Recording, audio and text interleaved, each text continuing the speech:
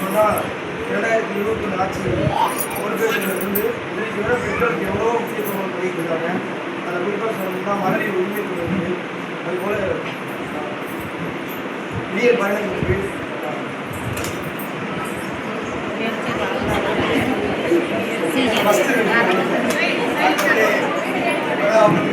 பேச